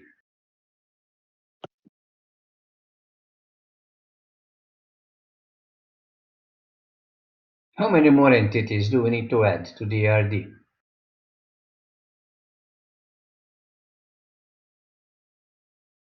I Can't think they be attributes if you have visits? Okay, but if they are attributes, right, the tariff is going to be different. But you need to pick up what the tariff is for that particular vehicle. vehicle categories, I think. So no, I was more thinking tariffs, to be honest, from my end, because vehicle category can be an attribute in vehicles, no? Yes, but the But category in vehicles will be an attribute, but it will be a foreign key to tariff. a primary key in your category table. With Could you me? repeat that, please?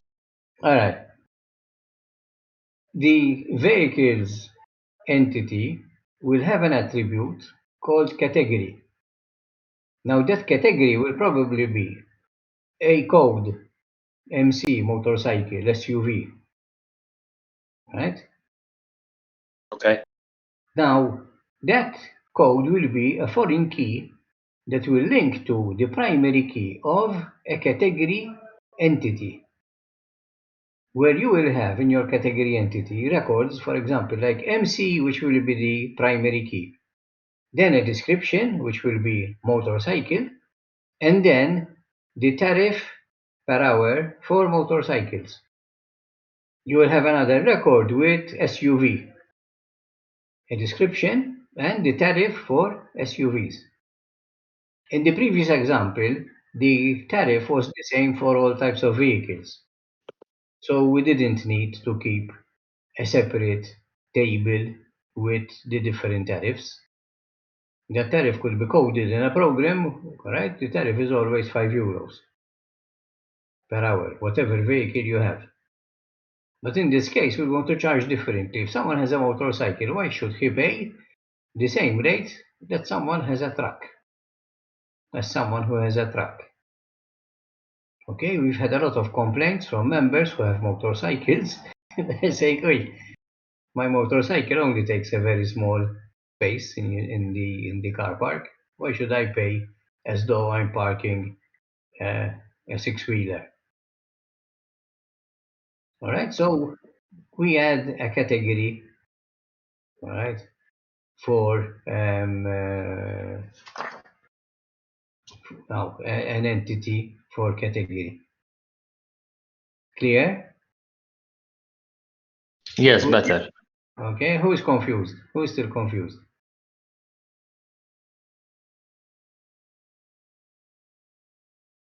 The entity will be linked, but the entity will not really be linked to visit. The entity will be linked to car.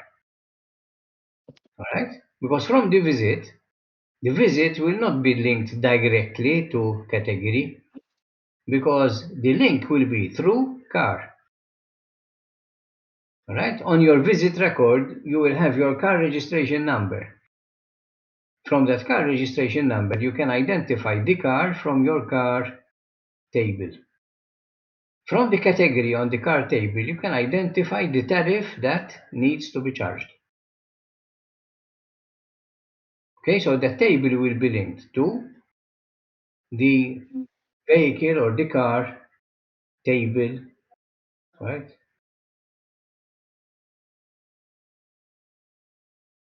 Are you with me? I'm still on principle because in my head, I got that it's a separate entity called categories, and it's linked to cars. Will it be a many-to-many in that case? And then you... No, it won't be a many-to-many.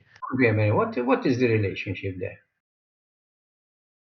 Will Mm, there be a one car will particular have one category. So one car yes. will have one category, but will one category have only one car? No, No. many cars. There could be many motorcycles. There could be many SUVs. Okay, So, so the relationship is one car, sorry, many cars to one category. All right, so draw that relationship now.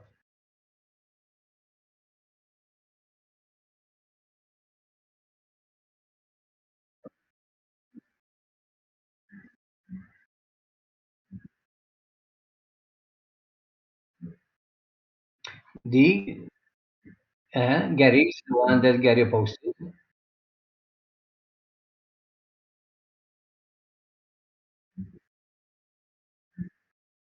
No, because you don't need to link category to visit because from the visit you can identify the car. From the car you can identify the category. All right. From the visit itself, you don't have the car category, so you need to get the category from the car entity.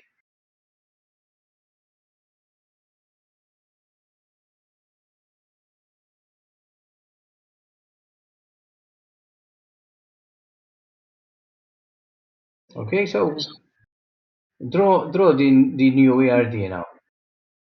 Take the second cut, right, from your second cut example, and add the category entity linked to the vehicle entity,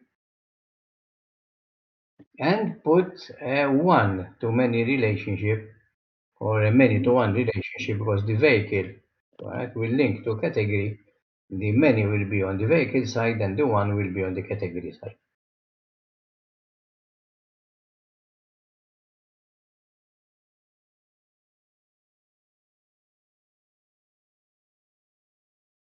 Okay, let's see, Gary's.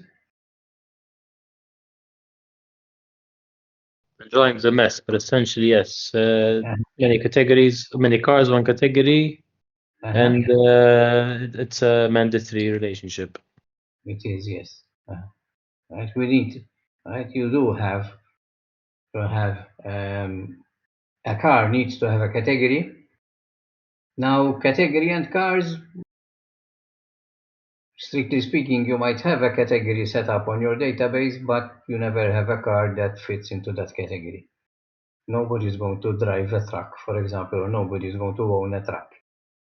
But as I always say, with the modality, right, in many cases, in some cases, both mandatory and optional will be correct. You can you can have a discussion from both sides. They will both be correct. Someone else needs to put it up.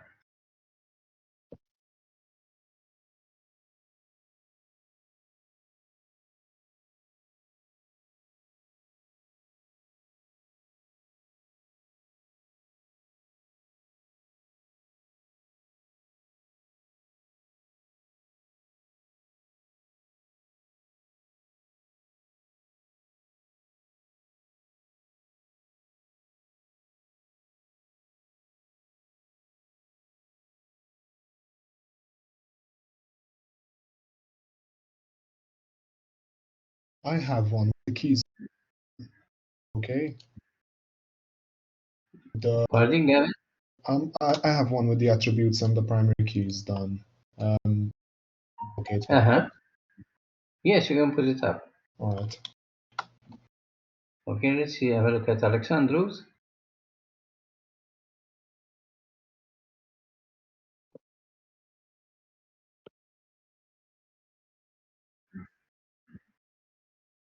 Yes. Okay. And Gavin's primary key is member ID. Now, car owner, Gavin, will be a composite primary key because it will be owner ID plus car registration number. Exactly. Okay? Okay. Otherwise, it's okay. Category, yes. Primary key is the category ID, and you have category ID as a foreign key in the car. Owner ID is a foreign key in the car. Right? Now, here you wouldn't, okay, you have the owner, the current owner ID. You can get the current owner from the car owner. So probably you wouldn't need owner ID as an attribute in car. Visit ID is the primary key, good. In visit, you would need a foreign key, which is the car registration number.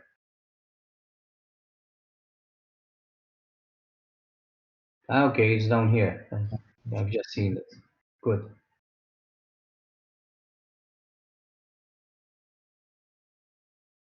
Okay, in fact, in car owner here, you have your registration number as a foreign key and the member ID. I would put these instead of owner ID up here because I thought that owner ID meant member ID. But as a primary key, I would put these two here, member ID and registration number, as a composite primary key. All right. Okay. Okay? Instead of owner ID there. And together, they are a composite primary key for the car owner entity. And individually, they are foreign keys because they link to member and they link to car. Otherwise, it's very good. Okay, Floyd. Yes, vehicle linked to category. One too many on this side. And you might not have a car with that category.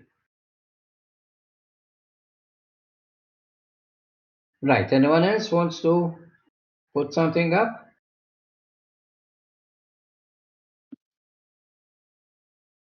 Are you all okay with this one? The ones who Yes. have been a bit silent, Nigel, Kenneth, Glenn, you okay? Yes, the cardinality of Gavin's between car owner and car. It should be the other way around, right? You are looking at Gavin's? Yes, yes. Yes. In fact, yeah. Okay. Between So, car owner and car. Yes, it should be the other way around. Good spot there. I didn't comment on purpose to see who's going to pick that up. No, that was a very good spot. Yes. Okay. The others, Glenn, Kenneth, Errol, Nigel, you're okay? Yes, Kenneth has replied. Good.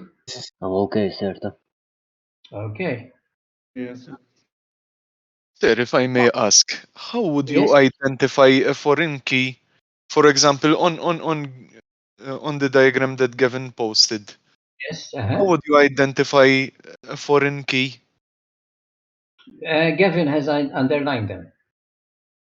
All right, so they are underlined, So and the the primary key is PK, uh, PK is the key next to it, and the others are underlined.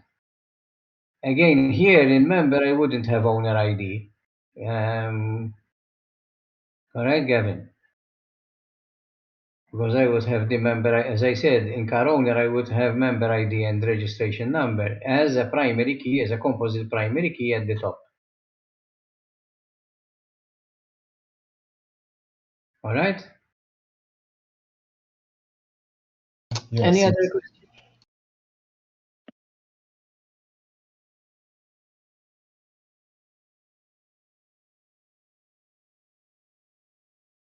Okay, if there are no other questions, let's stop here for today.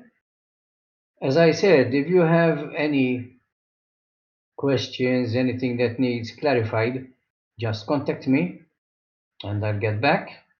If I don't hear anything from you, if I don't see you, I wish you success in your exams. Obviously, good luck for your exams and have a Merry Christmas. And remember that you have your assignment that is due in early January. all Okay? right. Thank you, sir. So Thank you very much. I will be teaching you. most of you again in January. I Mhm. think a couple of you will be dropping out because they will not have the follow-up course to this. But it's been a pleasure teaching you all. Okay, so see most of you Thank in you. January. All Thank right, you, thank you, sir. sir. See Thank you, you sir. and happy Thank holidays. you. Thank you very Happy much. holidays. Happy holidays. Thank you, Salam. Happy Thank you. holidays, Merry sir. Christmas Bye. to all.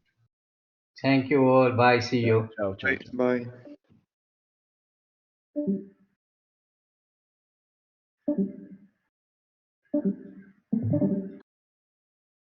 Bye.